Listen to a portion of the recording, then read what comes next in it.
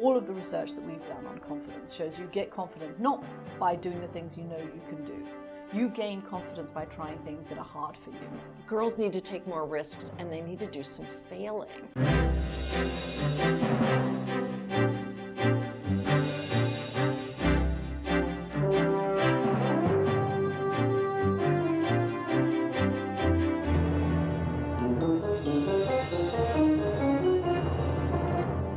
Hello and welcome to the Contrary. I'm Bonnie Orbey with this special edition with two women thought leaders, acclaimed journalists Katty Kay and Claire Shipman. In addition to her work with ABC News, Claire Shipman's credits include covering the White House for NBC and CNN. Katty Kay anchors the BBC World News America from Washington, D.C. They join me today to talk about their new book, The Confidence Code for Girls. Welcome. How did you manage to, first I want to know, to write a book in between everything you're doing and all the children you're raising? It's a busy time at the moment, right, in Washington. But actually, in some ways, having this project, as well as all the politics that I usually spend my days covering, is really nice. It's a great break. It's so inspiring. We hope that this will really benefit girls. I have two girls. I have two boys and two girls. And so I can see directly the impact that this kind of work can have for them. And have you both have daughters? We both have daughters, 12-year-olds. Katty has an older daughter as well. Did you raise your daughter the same with the tips that you give in the confidence code? Did you use that? And has it worked? Once I learned them, I mean, the first 10 years of her life I ruined, but now we're on the right track. But really, I didn't understand how important it is, and this is really the centerpiece of our book, to encourage girls to take risks and to fail.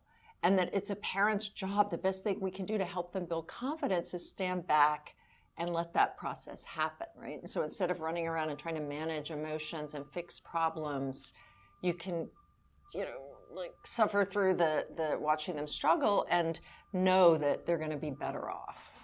And how about you? I have two girls who are very different in personality, but it's certainly true. My oldest child, who is 21, I think as a younger child had a tendency towards perfectionism, towards trying to be a people pleaser. A lot of the things that we speak about in our book. And I think I encouraged that. I was a stressed out working mum with 4 kids, and I would get home and say to Maya, look, Maya, could you lay the table? And Maya would lay the table, make a dessert, bath her younger brother, and organize the rest of the household. And I would say, oh, Maya, you're such a good girl. And she took away from that if she behaved in that way that was kind of perfect and people-pleasing and really good, she got praise. And every child wants praise. And so I think I set in motion a cycle of behavior that she had a natural tendency towards, and then I exacerbated. And Maya's, doing great now, and actually she contributed something to the book for us on this issue of responsibility and being able to say. She wrote a bit for the book about how exactly this, that when she was a child, she had taken on a ton of responsibility looking after her other siblings, and that it actually got very stressful for her trying to balance homework, athletics, looking after her siblings, and she didn't feel at that age that she could say, look, this is too much. And her message to younger girls today is you can say that's enough. You can advocate for yourself. That is the way she's advocated. But I think the overarching message of what Maya was trying to say is, look, you can speak up, and if it means rocking the boat a bit, it doesn't matter. It's okay. And boys, by the way, will speak up anyway. And I mean, trying to get my son to do anything like that is just impossible. Right. They naturally are able to just say, what, me? I'm not going to. I laid the table last month. Right. I don't need to do that. And then other people step in and fill the void. So well, but did you test your children that way at all? Did you ask your boys to do what you had asked your daughter to do? Of course. I mean, and did they do it? So the situation was you'd come home from work and you're tired and you've got all these kids and you've got a long day at the office, and I'd say to my sons, can you lay the table? And they'd be like, I've got X, Y, and Z to do. I did it last week. Right. And they just make it so much harder. And so the default, and I think we see this in classrooms too, the default is to go to the child that makes it easy. And because you have a girl then who is wanting to people please and likes the idea of being a perfectly good girl. And we see teachers doing this too. You know, I sympathize. If you are a teacher and you have 24 kids in your classroom and half of them are misbehaving and half of them are behaving perfectly, the tendency is to reward that perfect behavior. You know, you're trying to run a classroom. Of course it's nice to have girls who will, you know, listen carefully and only speak when they've been asked a question or raise their hand when they know exactly the answer. But the problem is we are setting in motion a pattern of behavior that doesn't actually help our girls once they get into adulthood and into the professional sphere. Right, but also I thought that part of raising girls was with confidence is making boys do the same.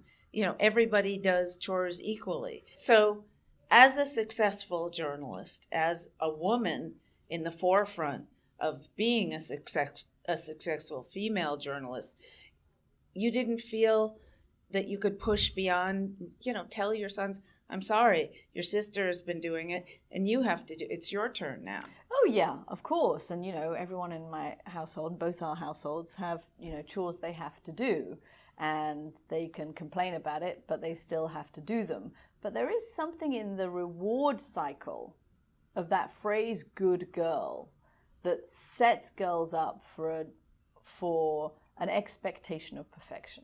All right, tell me what comes out. What tips do you give to parents, particularly of girls, to raise them so they are confident? Well, I think the most important thing for parents to understand is that the formula for building confidence in our lives is doing things, taking risks, failing, you know, doing some struggling, failing, and then ultimately persevering and mastering something. So it's a cycle. Confidence is what helps us turn our thoughts into action. And by taking that action, you build more confidence. So it really does become a virtuous circle. Girls often don't even get on that circle because they're busy thinking, right? And then the risks loom too large for them, especially when they're perfectionists, they don't want to do anything wrong. You don't want to take risks.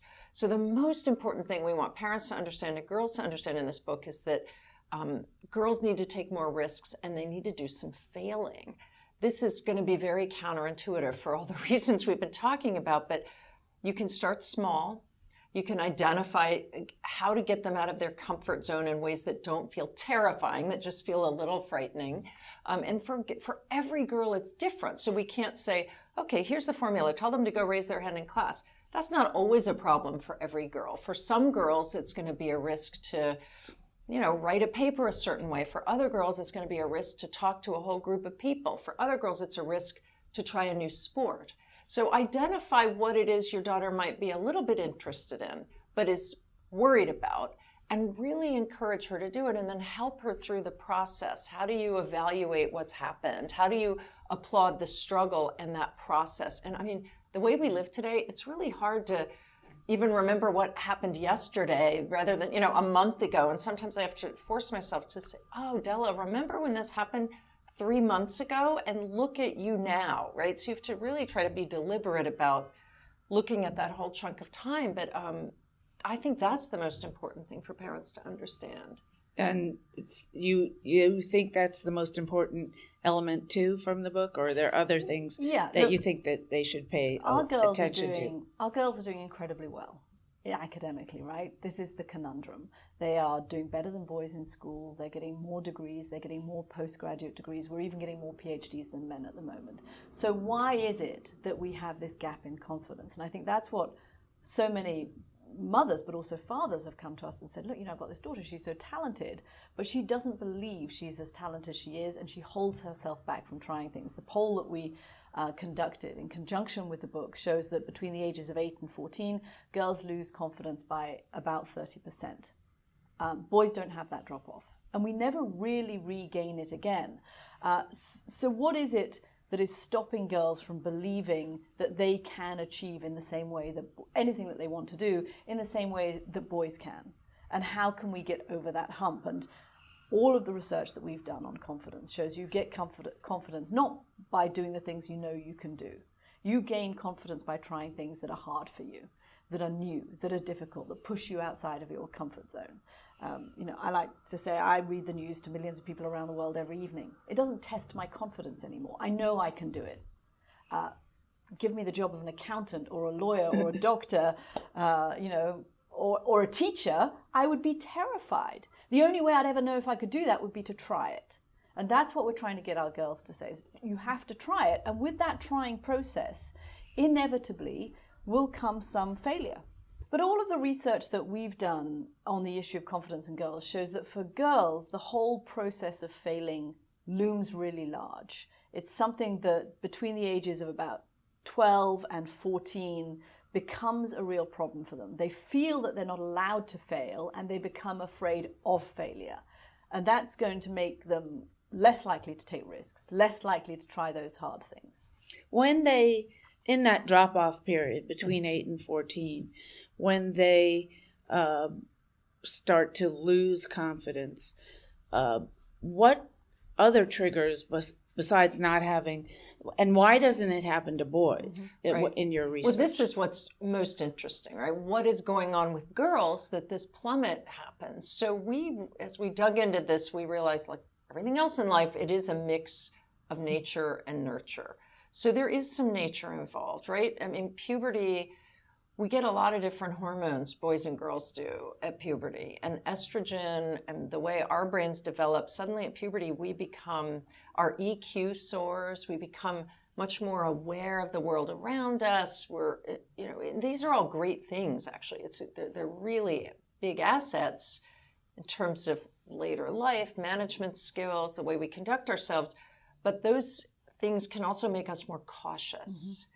They can make us a little bit more risk averse because we're so aware of everything going on. And we have this ability to instantaneously think, all right, what is she thinking now? What are those 5 people over there going to think? And it's just incredible. The people-pleasing thing sets in too. And people-pleasing sets in. And so you have all of that. Boys with testosterone are getting a big boost for risk-taking. Testosterone gives you a huge boost for risk-taking.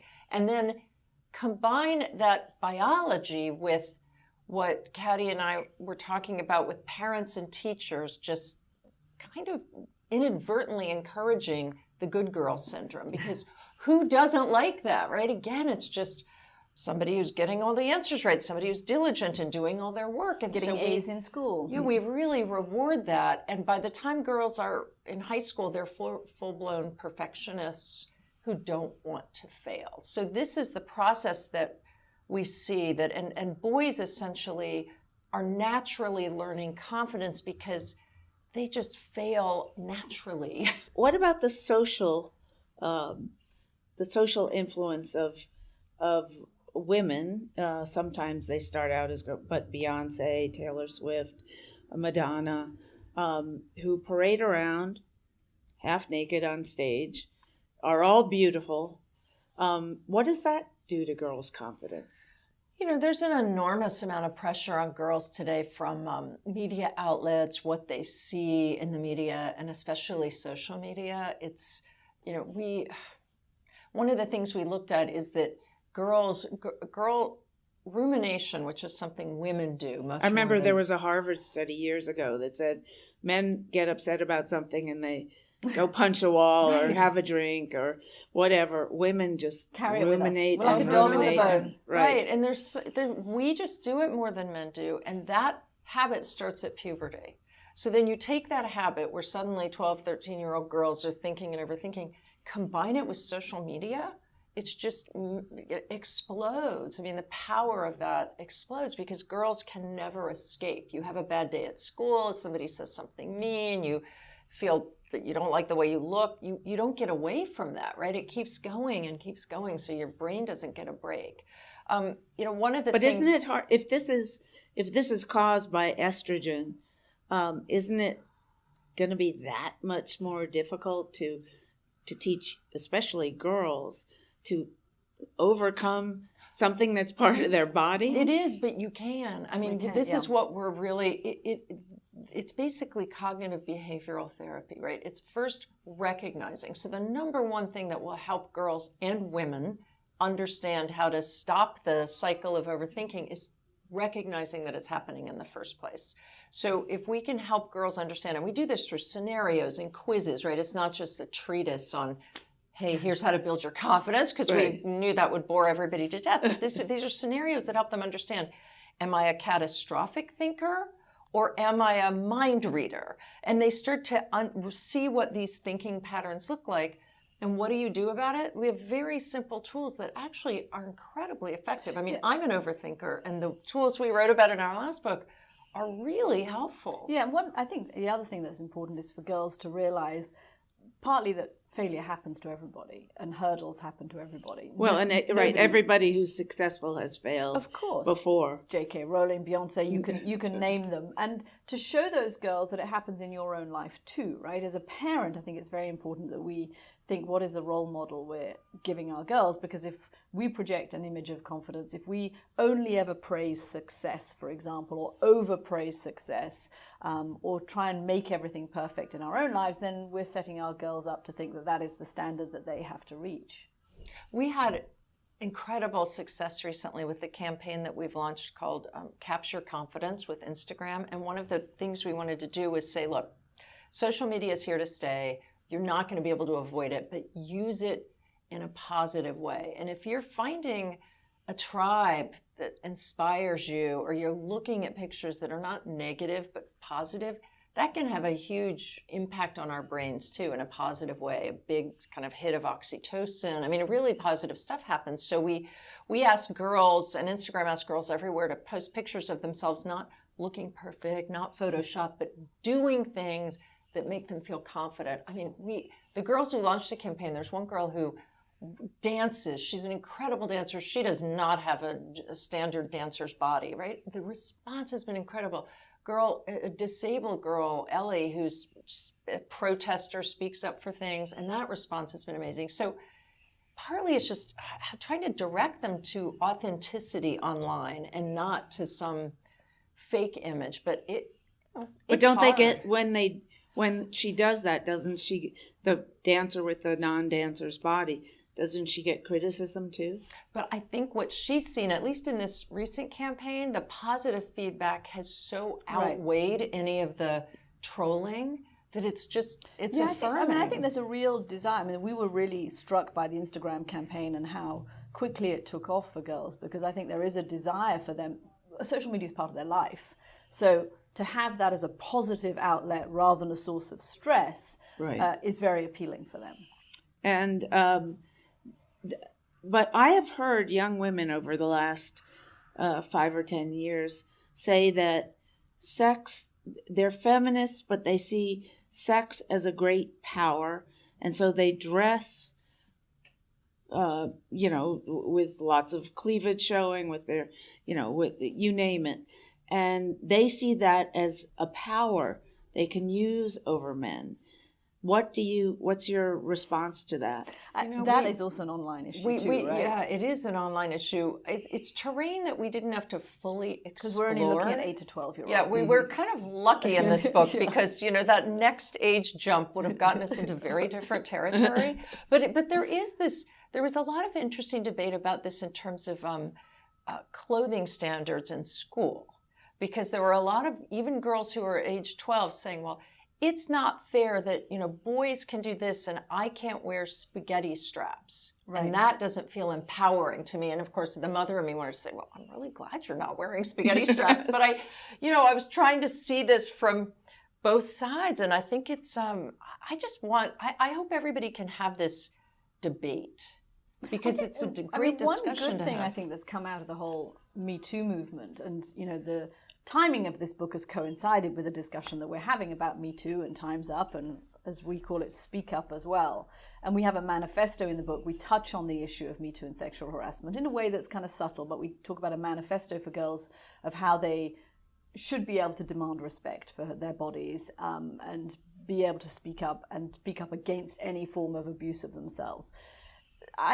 One issue I think has been is this issue of power and sexuality and whose responsibility is abuse, right? And I think the message we always have to give our girls is whether you are wearing spaghetti straps or whether you are wearing the shortest of shorts, it is never a girl's responsibility if they are sexually harassed or sexually abused. That is always the onus of the adult who's perpetrating that. And I think it's not something we talk about particularly in the book, but it's certainly a message I think that was coming out of this time that we're living through. Yeah, that's really brilliant, especially your part about not having to own, not owning, not blaming yourself for anything that because happens. that is something that we've noticed a lot out of all the stories of girls and women who have been sexually abused, is the level of guilt that they then have to live with. Why didn't I say no? Why did I let that happen to me? Why didn't I speak up? Why did I go to his apartment? Why did I go to his apartment? All of those become things that then somehow the girl feels is her responsibility, when clearly she is not the person who has perpetrated the aggression. And I think it's really one of the things we have in this manifesto, which is, we talked about earlier, but it's not my job to please people. And I think the earlier girls can understand that, the better. Because there's... But then you're going to have a daughter, for example, who's not going to say yes if she's not a and I have police. One. My 12-year-old, my 12-year-old never says yes. Yes. And did that change in your daughter as well? Well, my daughter's never been much of a yes person. I mean, she worries about grades. There's a lot of the classic girl tendencies, but she's also very tomboy, doesn't like to, wash her hair, only wears certain things. And I've had to really, this whole process has helped me understand how powerful that is. And I can help her celebrate that she's willing to be to be different and take a little bit of a harder road. And I just was thinking of when I was growing up, quite frankly, I never had a confidence problem. But my role model was not my mother, was my father. Yeah. He was out there in the real world. He was, he was a publisher in the 60s and 70s and pretty well known and part of the New York literati movement of the time.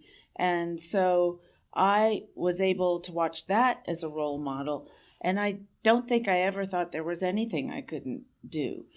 Explain how fathers can really help girls build self-confidence. Fathers are essential, and we've had a lot of women say that, right? It's really helpful to have at least one powerful role model, and somebody who's often just giving you that sense you can do anything and pushing you to try new things. Girls often do find it's the father who does more of that because they intuitively understand how to do that more, right? They are less risk averse often than the mothers, right? Because and one of the interesting things we found in the poll we conducted is that in terms of the parents of these girls, the fathers were better able to recognize a lack of confidence in their daughters than the mothers were. Interesting. So interesting. How does that happen? Well, it may be because mothers themselves have some lack of confidence, right? And so they assume this is normal. So they assume the kind of perfectionistic, people-pleasing, I have to get an A grade, I can't possibly try something unless I'm totally prepared for it. They think, oh yeah, I see that in myself. So that's not lack of confidence, that's just how girls and women are. And I think it's the dads who are looking at their daughters and saying, well, hold on a second, why aren't you going for that pay raise or that job promotion or that risk in school? You're totally qualified for it, but you're still holding yourself back. And they're the ones that see the contradiction. I remember my mother was extremely competitive in small ways.